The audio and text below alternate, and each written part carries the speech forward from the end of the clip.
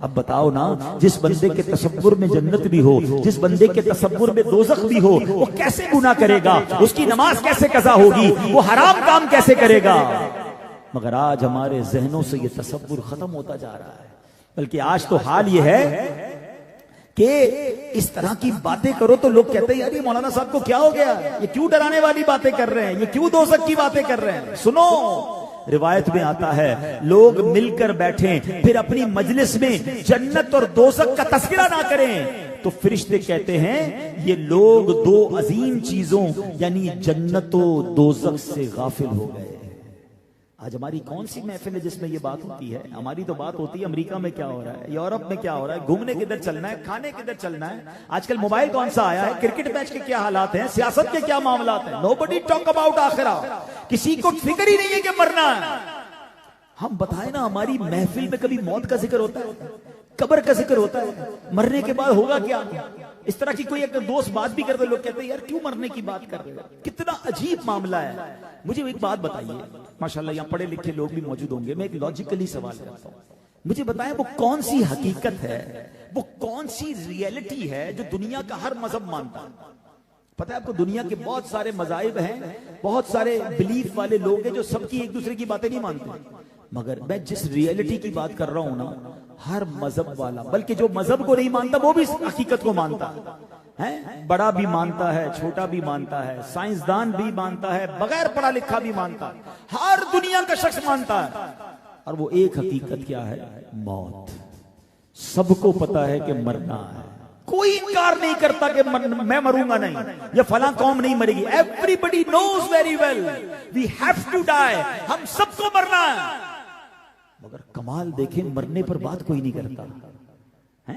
आपको कोट गुलाम मोहम्मद वालों का कराची जाने का प्लान बन जाएगा, 15 दिन बाद कराची जाना। अब 15 दिन रोजाना कराची की बातें होंगी कि यार कराची का मौसम कैसा है, हालात ठीक है कि नहीं, बस कौन सी लूं, अच्छा उधर कहां ठहरूं, खाना कौन सा अच्छा है। हालांकि अभी 15 दिन बाद जाना है, हो सकता है ना भी जाएं, हैं? किसी का लाहौर का प्लान बन जाए, किसी का दुबई का प्लान। दुनिया के जिस मुल्क का, जिस इलाके का सोचते हैं आप जाने का, बात करना शुरू कर देते हैं। बाज़ औक़ात जाते हैं, बाज़ औक़ात नहीं जाते। ऐसा ही है, हम सबको पता है कि मरना है, मगर कोई भी मरने पर बात नहीं करता, कोई भी आखिरत पर बात नहीं करता, कोई भी कब्र पर बात नहीं करता। आप समझ रहे हैं? शैतान की प्लानिंग देखें, हमें मौत पर बात करने की भी जो है ना हमें दूर कर दिया उससे। बात करेंगे तो तैयारी करेंगे ना, बात करेंगे तो खौफ आएगा, बात करेंगे तो तौबा करेंगे। इनको बात ही नहीं करने देनी, ना कब्र पर बात करने देता है, ना महशर पर बात करने देता है, ना जन्नत पर बात होती है, ना दोज़ख पर बात होती है। बात होती है तो फकत जीने पर बात होती है, कमाने पर बात होती है, ऐशो इशरत पर बात होती है, घर बनाना है, इस पर बात। हजरत दाऊद अलैहिस्सलाम के पास से गुजरे, आग जल रही थी, ये देखकर आपको जहन्नम की याद आ गई, जहन्नम की आग याद आ गई, दिल घबरा गया। अब क्या हुआ? बेचैन हो गए, तड़प गए। करीब था कि इतना घबरा कर लरज रहे थे कि जोड़ जोड़ जुदा हो जाता। गर्मी के दिनों में जब धूप आती थी, हजरत दाऊद अलैहिस्सलाम कहते, ए अल्लाह पाक, हम तेरे बनाए हुए सूरज की गर्मी बर्दाश्त नहीं कर सकते, ए अल्लाह जहन्नम की गर्मी कैसे बर्दाश्त कर सके। ये अल्लाह के नबी की बातें हैं, ये उनका खौफे खुदा है जो गारंटीड बख्शे हुए हैं। हमारे यहां कोई भी ऐसा बंदा नहीं मुझ समेत जिसको ये पता हो कि मेरी बख्शिश हो गई कि नहीं। We have no guarantee. हम तमन्ना तो करते हैं मगर गारंटी तो नहीं है ना। मगर कभी इस बात ने बेचैन किया कि मेरा कब्र में क्या होगा, महशर के दिन कैसे पेश होगा, कभी जन्नत और दोज़ख के बारे में सोचा हमने? ऐ मेरे प्यारे इस्लामी भाइयों, सरकार दो आलम अलैहिस्सलातु वस्सलाम का आपने खुतबा सुना कि ऐ लोगों, दो अजीम चीजें मत भूलना, जन्नत और दोज़ख। इसका मतलब क्या है कि प्यारे आका के खुतबात में खौफे खुदा के खुतबे भी होते थे, खौफे खुदा के मौजू और बयानात होते थे। और आज अगर किसी को कोई मुबल्लिग, आज मैं बयान कर रहा हूं ना, हो सकता है शैतान किसी के कान में डाल रहा हो कि यार इतना दूर से आए हैं, हम तो इनको सुनने आए थे, आते ही डराना शुरू कर दिया, आते ही जहन्नम की बात कर दी, आते ही मरने की बात कर दी। ये नबियों का तरीका है। मैं आज आपको कुरान से साबित करूंगा कि डराना, बस लोगों को समझाना, ये अंबिया का तरीका है, ये कुरान का उस्लूब है। ऐ मेरे प्यारे इस्लामी भाइयों, ये नबी पाक की सुन्नत मुबारक है। अब सुनिए मैं कुरान से क्या पेश करने जा रहा हूं। अल्लाह करीम अज़्ज़ व जल ने अपने हबीब अलैहिस्सलाम को फरमाया कुम फअंज़िर। क्या फरमाया? तर्जमा कंजुल इरफान, खड़े हो जाओ फिर डर सुनाओ। अल्लाह अकबर। बुखारी शरीफ की हदीस पाक के मुताबिक ये आयत करीमा इजहारे नबूवत के बाद बिल्कुल इब्तिदाई दौर में नाजिल हुई है, यानी इस्लाम का पैगाम शुरू करने का वक्त आया तो अल्लाह ने क्या फरमाया? खड़े हो जाओ, ऐ महबूब डर सुनाओ। सुभान अल्लाह। तो पता चला कि तबलीगे दीन का बुनियादी तरीन अगर कोई जुज़ है, तबलीगे दीन की बेसिक है, वो लोगों को अल्लाह से डराना है, खौफ खुदा दिलाना है, आखिरत की याद दिलाना है। ऐ मेरे प्यारे इस्लामी भाइयों, अब आइए कुरान मजीद फुरकान हमीद कैसी किताब है? राह हिदायत है, राह नजात है, करोड़ों लोगों को जिससे हिदायत मिल चुकी है, रहती दुनिया के लिए मशअले राह है। कुरान क्यों आया है? खुद अब कुरान क्या बयान करता है? What is the reason? Quran के नाजिल होने का सबब क्या है? अल्लाह करीम कुरान मजीद में फरमाता है वकज़ालिका औहैना इलैका कुरआनन अरबिय्यन लितुनज़िरा उम्मल कुरा व मन हौलहा। 25वां पारा है, सूरह शूरा है, आयत नंबर 7 है। अल्लाह इरशाद फरमाता है और यूं ही हमने तुम्हारी तरफ अरबी कुरान की वही भेजी ताकि तुम मरकजी शहर और उसके इर्द गिर्द रहने वालों को डर सुनाओ। तो पता चला कुरान नाजिल किस लिए हुआ है? ताकि उसके जरिए लोगों के दिलों में डर पैदा हो। अल्लाह अकबर। अब जरा इस आयत को जहन में रखिएगा। अब मैं आपसे सवाल करूंगा, कुरान किताब हिदायत है और नाजिल क्यों हुआ है?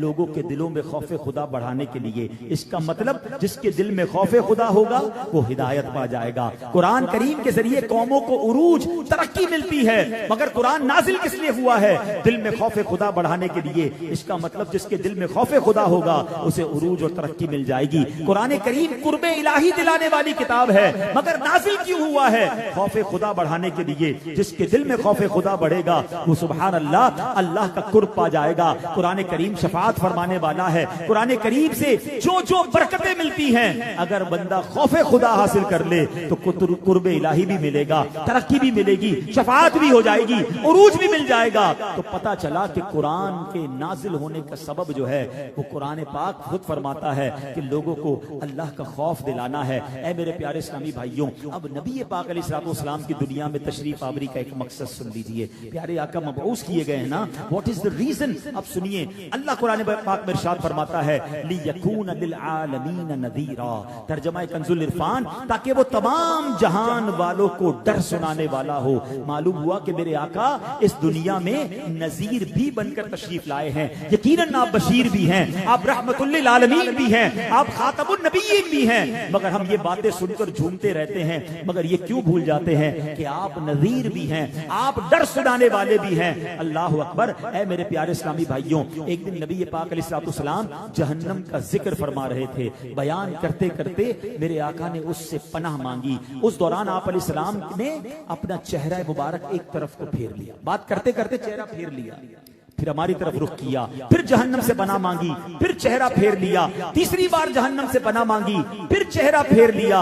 सहाबी फरमाते हैं आपका बार बार चेहरा फेरना और आपके चेहरे के मुकद्दस तासुरात ये बता रहे थे गोया मेरे आका जहन्नम को देख रहे थे और नागवारी का इजहार फरमा रहे थे। फिर आपने फरमाया इत्तकुन नार, यानी ऐ लोगो जहन्नम से डरो। ये है मेरे नबी पाक के टॉपिक्स, ये है मेरे आका के खुतबा। आज हमने ये बात करना छोड़ दी है। खुदारा मेरे प्यारे इस्लामी भाई, इस दुनिया में रहकर हमने जहन्नम से बचने की तैयारी करनी है, हमने जन्नत में जाने की तैयारी करनी है। हम सबका माइंडसेट ये बन गया कि 50, 60, 70 साल की जिंदगी लग्जरी वाली होनी चाहिए, जो करना है इस दुनिया में करना है। अरे ये दुनिया तो थोड़ी है, असल तो आखिरत है। कहीं ऐसा ना हो दुनिया बनाते बनाते आखिरत बर्बाद कर दे। मैं आपको एक एग्जाम्पल के जरिए समझाता हूं। मैं आज एक ऑफर कर दूं अगर कोट गुलाम मोहम्मद में, कि कौन है कि जो इस बात पर राजी हो कि उसको 1 साल एक महल में रखा जाएगा, दुनिया के बेहतरीन खाने खिलाए जाएंगे, दुनिया के बेहतरीन लिबास उसको दिए जाएंगे, मगर उसके बाद 50 साल जेल में रखा जाएगा और रोज कोड़े मारे जाएंगे। जो ये ऑफर कबूल करता है आ जाए। कौन अक्लमंद कबूल करेगा कि यार 1 साल के ऐश के बाद 50 साल की सजा? कोई नहीं करेगा ना। काश ये बात समझ आ जाए कि दुनिया के ऐश के चक्कर में जो आखिरत बर्बाद कर रहे हैं ना, ये 1 और 50 का रेशियो भी बहुत थोड़ा है। मुझे बताएं कितने साल जिएंगे? पाकिस्तान में औसतन उम्र क्या है? 60 साल, 70 साल। माँ बाप की दुआ लग गई तो 100 साल, फिर तो मरना है ना। कहां जाएंगे? कब्र में जाएंगे। कितने साल रहेंगे?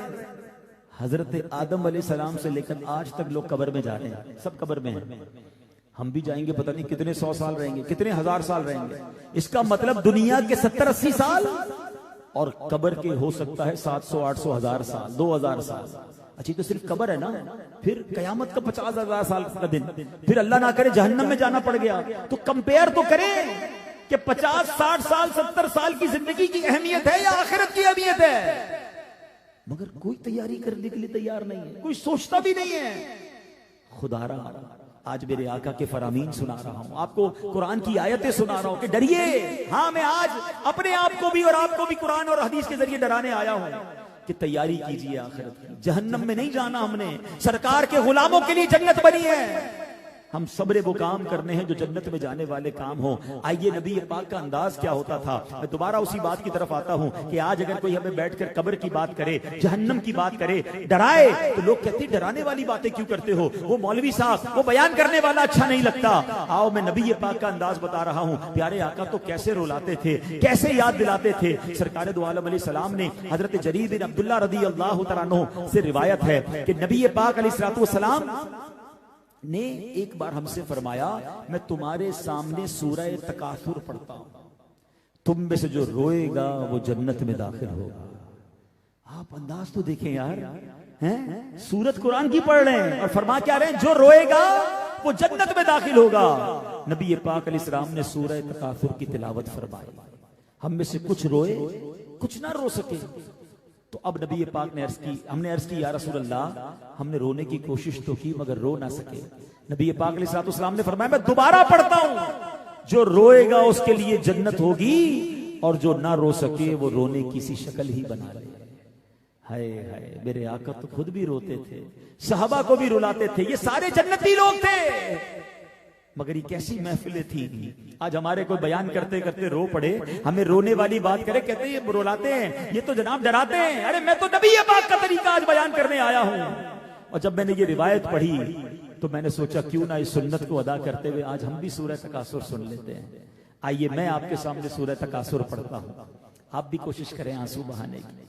क्या महफिल होगी जिस महफिल में नबी पाक ने सहाबा को कहा था कि मैं तुम्हारे सामने सूरह तकासुर पढ़ता हूं, जो रोएगा वो बख्शा जाएगा, जो ना रो सके वो रोने वाली शक्ल बना ले।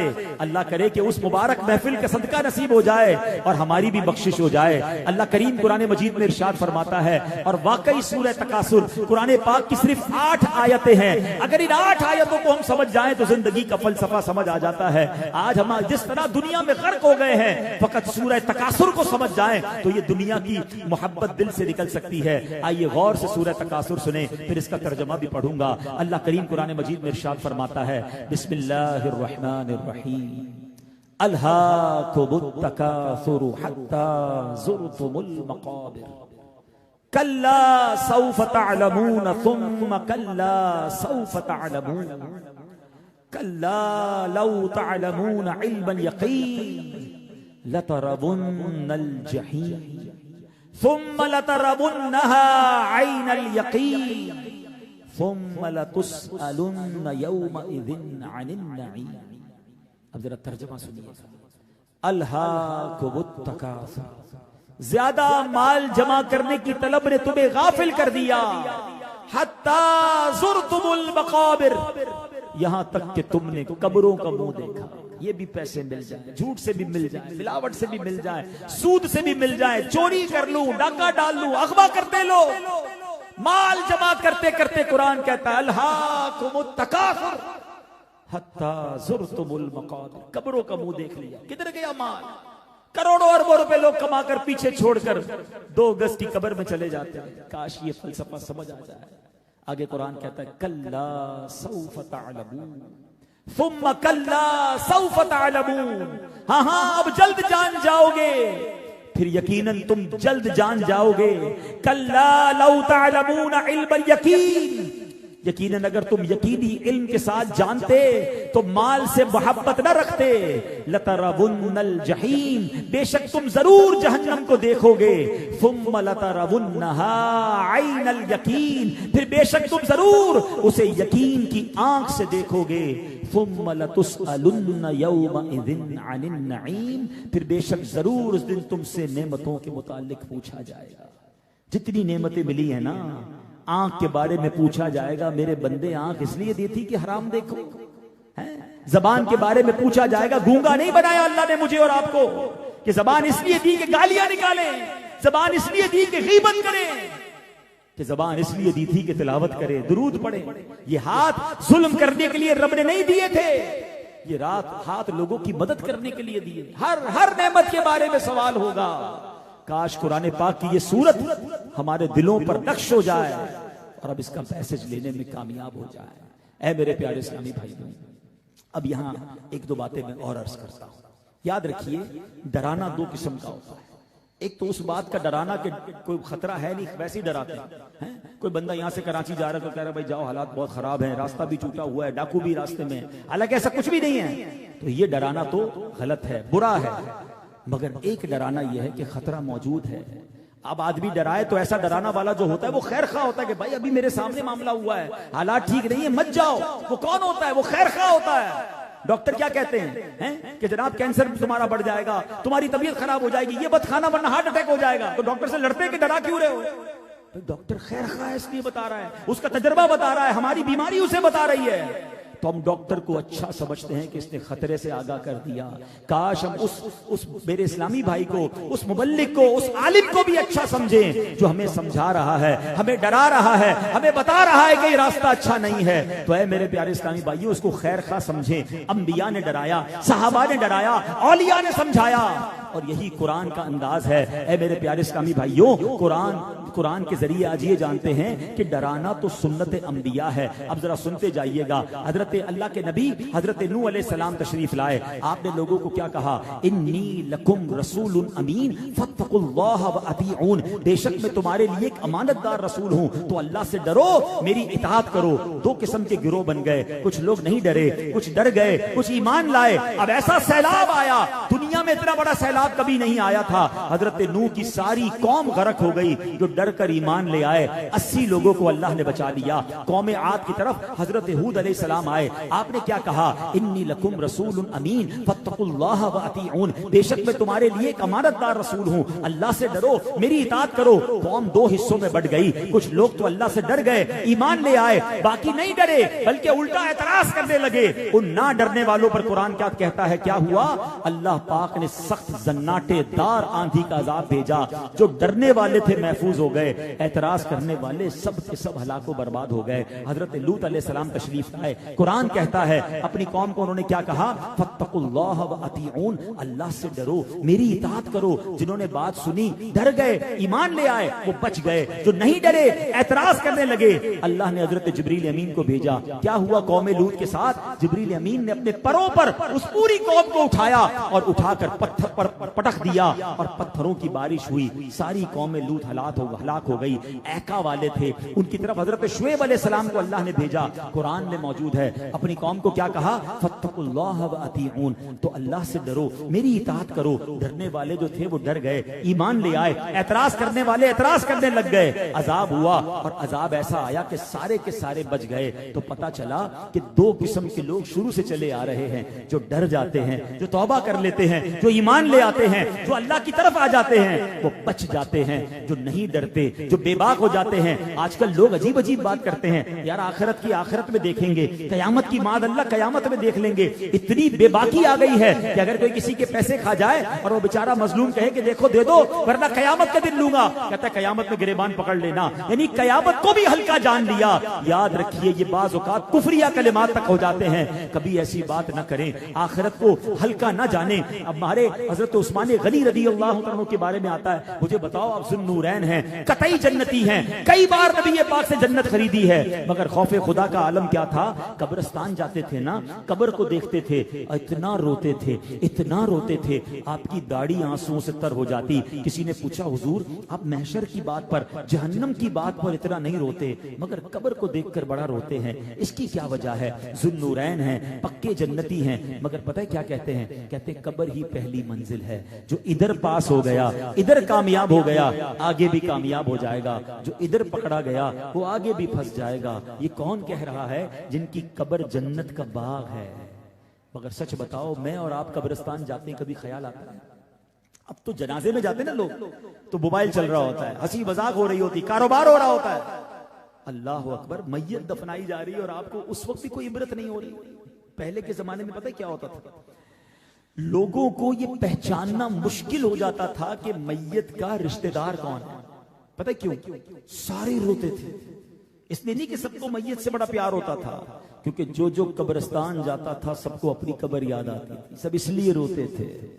और आज कब्रिस्तान भी जाएं, अपने हाथ से कब्र में उतारें, हम अपने दोस्तों को कब्र में उतारते हैं। आपने देखा क्या कहते हैं दोस्त? यार जरा पूरी कब्र मिट्टी डाल दो, देखो वो सुराख रह गया, उसको भी बंद कर दो, एक सुराख भी नहीं छोड़ते हवा के लिए। इस तरह दफन किया जाता है।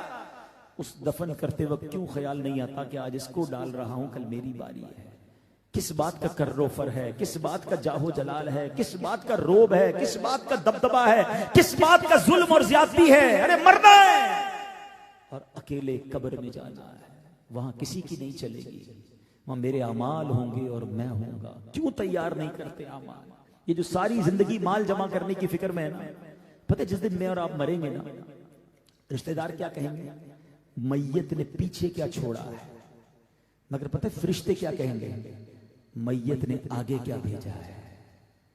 फैसला कर ले, पीछे छोड़ने की फिक्र करनी है या आगे भेजने की फिक्र करनी है। मुबारक हो जो 5 वक्त नमाज पढ़ते हैं, मुबारक हो जो रोज तिलावत करते हैं, मुबारक हो जो सदका खैरात करते हैं, मुबारक हो जो पूरी ज़कात देते हैं, ये आगे भेज रहे हैं आप। और सोचे वो बंदा जिसकी नमाजें कज़ा हो रही है, जो लोगों पर ज्यादती कर रहे हैं, जो ज़कात पूरी नहीं देते, जो हराम कमाते हैं, जो माँ बाप को सताते हैं, जो शराब पीते हैं, जो बदकारियां करते हैं, मरकर क्या जवाब दोगे? ऐसा ना करो, खुदा के वास्ते ना करें। आज लाइट चली जाए तो नींद नहीं आती, कब्र में आग और बिच्छू आ गए तो क्या करेंगे? खुदा के वास्ते आज इस इज्तिमा में आए ना, आज सबने बदल कर जाना है। कब तक अल्लाह को नाराज करेंगे? कब तक अपनी आखिरत बर्बाद करेंगे? हम सबने मरना है और ये भी नहीं पता कब मरना है। हो सकता है आज की रात मेरी आप में से किसी की आखिरी रात हो, तौबा में ताखीर ना करें। आज आ गए हैं ना, ये खुदा की कसम अल्लाह ने मेहरबानी की है, मुझ पर भी की है, आप पर भी की है, कि अल्लाह ने सारे काम छुड़वाकर अपने और अपने हबीब के जिक्र के इस इज्तिमा में बुला लिया है। हम कुछ और करने जमा नहीं हुए, अल्लाह को याद करने जमा हुए हैं। अगर आज भी बदल कर नहीं जाओगे तो फिर कब जाओगे? अगर आज भी तौबा नहीं करोगे तो फिर कब तौबा करोगे? मैं आपको कुरान पढ़ पढ़ कर सुना रहा हूं। और एक बात याद रखिएगा, इंसान की फितरत है कि 2 चीजें हमारी फितरत में मौजूद हैं, उम्मीद और खौफ। उम्मीद से बहुत थोड़े लोग मानते हैं। मिसाल के तौर पे अगर डॉक्टर के पास जाएं, डॉक्टर कहे भाई सेब खाओ बड़ा अच्छा होता है, फलां दवाई खा लो, फल खा लो, सेहत के लिए अच्छी है, कम लोग इस्तेमाल करते हैं। लेकिन अगर डॉक्टर डरा दे कि ये खाओगे तो मर जाओगे, ये खाओगे तो कैंसर हो जाएगा, डर से रुक जाते हैं। तो हमारी फितरत में खौफ से समझना ज्यादा आसान है। तो इसलिए कुरान का अंदाज ये है, अंबिया का अंदाज ये है, सहाबा का अंदाज ये है। तो है मेरे प्यारे इस्लामी भाइयों, बस आज नियत कर ले, आज डर जाए, आज तौबा कर ले, आज रुक जाए। रुकी तो सही ना, एहसास तो करे कि क्या कर रहा हूं। कोई 30 साल का बैठा है, कोई 40 साल का बैठा है, कोई 50 साल का बैठा है, कोई 60 साल का मेरा भाई बैठा है। कितना जीऊंगा मैं? अब जाने की बारी है। कितने चले गए मेरे जानने वाले। हम में से कई ऐसे होंगे कि हमसे छोटी उम्र वाले दुनिया से जा चुके हैं। आज मैं अपने भाई इफ्तिकार भाई के घर पर गया और उन्होंने बताया मेरा छोटा भाई था, वो दुनिया से चला गया। तो अगर मुझसे छोटी उम्र वाला जा सकता है तो मैं भी जाने वाला हूं ना। आज नहीं तो कल, कल नहीं तो परसों जाने की बारी आने वाली है। तो फिर तौबा में ताखीर क्यों है? फिर इंतजार क्यों कर रहे हो? याद रखिए, कोई मैसेज नहीं आएगा मोबाइल पर। आता है ना कंपनी की तरफ से मैसेज, डेटा खत्म होने वाला है, तारीख पूरी होने वाली है, पैसे डलवा लो वरना मोबाइल बंद हो जाएगा। आता है ना? जिंदगी में कोई मैसेज नहीं आएगा कि 2 दिन रह गए तौबा कर लो, आज आखिरी दिन है सजदा कर लो। नहीं, थोड़ी देर पहले भी बंदे को पता नहीं होता कि अगले मिनट मेरा इंतकाल होने वाला है। आगाह अपनी मौत से कोई बशर नहीं, आगाह अपनी मौत से कोई बशर नहीं। सामान 100 बरस का है, पल की खबर नहीं। सच्ची तौबा कर ले, अल्लाह से माफी मांग ले। अल्लाह बड़ा करीम है, यकीन करें वो बड़ा करीम है। वो तौबा करने वाले की तौबा कबूल फरमाता है। दुनिया में तो किसी को 2-4 बार सताओ तो वो नंबर भी ब्लॉक कर देता है, दोस्ती भी खत्म कर देता है, अरे माँ बाप भी घर से निकाल देते हैं। पंजाबी शायर कहते हैं ना, एक गुनाह मेरे माँ प्यू वेखण मैनू उमरी मुंह ना लावे। एक गुनाह मेरे माँ प्यू वेखण मैनू उमरी मुंह ना लावे। लख गुनाह मेरा मालिक वेखे वो फिर भी पर्दे पावे। रहमत दा दरिया इलाही हर दम वगदा तेरा, जे कतरा बख्शे मैनू कम बढ़ जावे मेरा। अदल करे ते थर थर कंबन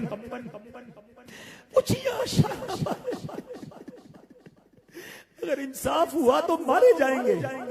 हम अदलो इंसाफ के तो काबिल ही नहीं, हम सबको पहले ही पता है गुनाह ज्यादा है। अदल करे ते थर थर कंबन उचिया शाना वाले, फजल करे ते बख्शे जा मैं वर्गे काले। आओ अपने रब से दोस्ती कर ले। अरे यकीन मानो वो अपनी हमारी माँ से कई गुना ज्यादा चाहने वाला है। एक बार आंखों से आंसू बह निकले, एक बार सच्चे दिल से उससे तौबा कर ले, वो कैसी का दुआ तौबा कबूल फरमाता है। ऐ मेरे प्यारे इस्लामी भाइयों, हदीस पाक में आता है, मेरे आका अलैहि सलाम फरमाते हैं कि कयामत के दिन सब आंखें रोने वाली होंगी मगर 3 आंखें नहीं रोएंगी। फरमाया इनमें एक आंख वो भी फरमाई जो अल्लाह पाक के खौफ से रोएगी, यानी जो आंख खौफे खुदा से रोती है वो कयामत के दिन नहीं रोएगी। नबी पाक अलैहिस्सलातु वस्सलाम ने फरमाया, ए प्यारे आका ने ये आयत तिलावत फरमाई, वक़ूदुहन नासु वल हिजारा, जिसका तर्जुमा है जिसका ईंधन आदमी और पत्थर है। आका फरमाते हैं जहन्नम की आग 1000 साल तक भड़काई गई तो सुर्ख हो गई, फिर 1000 साल तक भड़काई गई तो सफेद हो गई, फिर 1000 साल तक भड़काई गई तो सिया हो गई, अब निरी सिया है और ये कभी भी नहीं बुझेगी। ये सुनकर एक हबशी रोने लगा। हजरत जिब्रील तशरीफ लाए, पूछा ये कौन है? नबी पाक अलैहिस्सलाम ने फरमाया ये हबशा में का रहने वाला है। जिब्रील अमीन ने फरमाया अल्लाह पाक फरमाता है मुझे इज्जत व जलाल की कसम, मेरा जो बंदा दुनिया में मेरे खौफ से रोएगा मैं उसे जन्नत में जरूर हंसाऊंगा। अल्लाह करे कि हमें उसका हकीकी खौफ नसीब हो जाए। मेरे आश्क बहते रहें काश हर दम, मेरे आश्क बहते रहें काश हर दम, तेरे खौफ से या खुदाया इलाही, तेरे खौफ से या खुदाया इलाही, मेरा हर अमल बस तेरे वास्ते हो कर इखलास ऐसा अताया इलाही, कर इखलास ऐसा अताया इलाही, खुदाया बुरे खातिमे से बचाना, खुदाया बुरे खातिमे से बचाना, पढ़ूं कलमा जब निकले दम या इलाही, पढ़ूं कलमा जब निकले दम या इलाही। बस मेरे प्यारे इस्लामी भाई, आज आए हैं ना इज्तिमा में, अल्लाह से दोस्ती कर ले, अल्लाह को राजी कर ले। बहुत हो गए गुनाह, बड़ी हो गई खताएं, बड़ी कर ली नमाज़े कज़ा, बहुत हराम लोगों ने कमा लिया। शराब पीने वाला शराब से तौबा कर ले, बदकारी करने वाला बदकारी से तौबा कर ले, झूठ बोलने वाला झूठ से तौबा कर ले, गीबत करने वाला गीबत से तौबा कर ले, माँ बाप को सताने वाला राजी कर ले अपने माँ बाप को। जिसने बहनों का हक खाया है, वरासत खा ली है, बहनों का हक दे दो, यतीमों का माल उसे लौटा दो। हम सब ने मरना है, कुछ भी साथ नहीं जाएगा। अल्लाह नाराज हो गया तो मारे जाएंगे, पकड़े जाएंगे। बहुत कमजोर है हमसे। हम तो जब सुरमा लगाते हैं तो हाथ कांप रहा होता है, कहीं आंख में जख्म ना लग जाए, सिलाई जोर से ना लग जाए। कान साफ करते वक्त अगर वो डंडी तेज लगे तो दर्द हो जाता है। अरे जिसके कान इतने कमजोर हो, जिसकी आंखें इतनी कमजोर हो, अरे पैर में कांटा चुभ जाए तो चीख निकल जाती है। इतने नाजुक बदन वाले की कब्र में अगर सांप आ गया, बिच्छू आ गए, आग जला दी गई, हदीसों में आता है जिससे अल्लाह नाराज हुआ उसकी कब्र को ऐसे कब्र बंदे को दबाएगी कि उसकी पसलियां टूट फूट कर एक दूसरे में पैवस्त हो जाएंगी। कैसे सहेंगे? हम नहीं सह सकेंगे, कुछ भी नहीं सह सकेंगे, बड़े कमजोर हैं। अल्लाह से सच्ची तौबा कर लें। आज आ गए ना, अल्लाह से अर्ज करें, अल्लाह हो गए गुनाह, अल्लाह कर ली खताएं माफ कर दे, अल्लाह मैं गुनाहगार हूँ, मानता हूँ, मौला मुझे आज माफ कर दे। अल्लाह तुझसे वादा करता हूँ अब गुनाह नहीं करूंगा, मुझे माफ कर दे। अल्लाह मैं कमजोर हूँ, मुझे माफ कर दे। अल्लाह मुझे शैतान ने बहका दिया था, मुझे माफ कर दे। अल्लाह पूरी नमाजें पढ़ूंगा, अल्लाह मुझे माफ कर दे। अल्लाह अपनी आंखों को गुनाहों से बचाऊंगा, परवरदिगार माफ कर दे। अल्लाह इन कानों को हराम से बचाऊंगा, बस मौला माफ कर दे। अगर तूने माफ न किया तो किसके दरबार पर जाऊंगा? मेरे मौला मुझे माफ कर दे। अल्लाह तुझे नबी पाक का वास्ता, अल्लाह मुझे माफ कर दे। अल्लाह कमजोर हूँ, पहले भी तौबा की, शैतान मुझे खींचकर गुनाहों की तरफ ले गया। अल्लाह आज माफी भी मांगता हूँ, मदद भी मांगता हूँ। अल्लाह मदद कर दे, सच्ची तौबा दे दे। अल्लाह मैं तेरी कसम नेक बनना चाहता हूँ, अल्लाह मैं तेरी कसम सुधरना चाहता हूँ, मैं गुनाहों के दलदल में गर्क नहीं होना चाहता। अल्लाह मैं अपनी कब्र और आखिरत को बर्बाद नहीं करना चाहता। अल्लाह मैं ये भी जानता हूँ अनकरीब मरने वाला हूँ। अल्लाह हिम्मत भी दे दे, अल्लाह ताकत भी दे दे, शैतान के मुकाबले की कुव्वत भी दे दे, और अल्लाह मुझे माफ भी कर दे। अल्लाह अपने पसंदीदा बंदों में शामिल कर ले। अल्लाह मैं तेरे मरदूद बंदों में नहीं, तेरे महबूब बंदों में शामिल होना चाहता हूँ। अल्लाह मुझे शामिल कर दे। आज के इस इज्तिमा की बरकत से मुझे माफ कर दे। आओ मेरे प्यारे इस्लामी भाइयों, अपने रब से दोस्ती कर लो, अपने रब से माफी मांग लो, और बस आज नियत कर लो, अल्लाह बड़ा करीब है। आपने नियत करनी है, उसने मदद करनी है। सच्ची पक्की नियत कीजिए, और जिसके दिल में पक्का इरादा हो वो ये नारा बुलंद करे कि इंशाअल्लाह आज के बाद हमारी कोई नमाज कज़ा नहीं होगी, आज के बाद झूठ नहीं बोलेंगे, आज के बाद हराम रोजी के करीब नहीं जाएंगे, आज के बाद कोशिश करेंगे कि सुन्नत के मुताबिक जिंदगी गुजारें। है मेरे प्यारे इस्लामी भाइयों, अगर वाकई अब जहन बन गया है, अगर वाकई ये दिल बन गया है कि अब गुनाह नहीं कर ले, तो आओ मैं आपको रास्ता बताता हूँ, आओ मैं आपको तरीका बताता हूँ। और वो रास्ता ये है कि हम दावत इस्लामी के माहौल से वाबस्ता हो जाएं। वल्लाह हमने लाखों नौजवानों को देखा है कि जो बदलते चले जा रहे हैं। आप देखें ना, आपके मोहल्ले में, आपके शहर में, आपके इलाके में मिसालें होंगी कि जो एक वक्त की नमाज नहीं पढ़ता था आज लोगों को फजर में उठाने वाला बन गया है। आप ऐसे कई नौजवानों को जानते होंगे जो अपने माँ बाप की बात भी नहीं मानते थे, आज माँ बाप की हाथ चूमने वाले बन गए, सरों पर इमामे हैं, चेहरे पर दाढ़ी है। अरे जब ये बदल सकते हैं तो मैं भी बदल सकता हूँ, मैं भी नेक बन सकता हूँ। अपने लिए, अपने बच्चों के लिए, अपने घर वालों के लिए इस माहौल को अपना लीजिए। इस्लामी बहनों को इस्लामी बहनों के इज्तिमा में भेजें, इस्लामी भाई इस्लामी भाइयों के इज्तिमा में आए, बच्चों को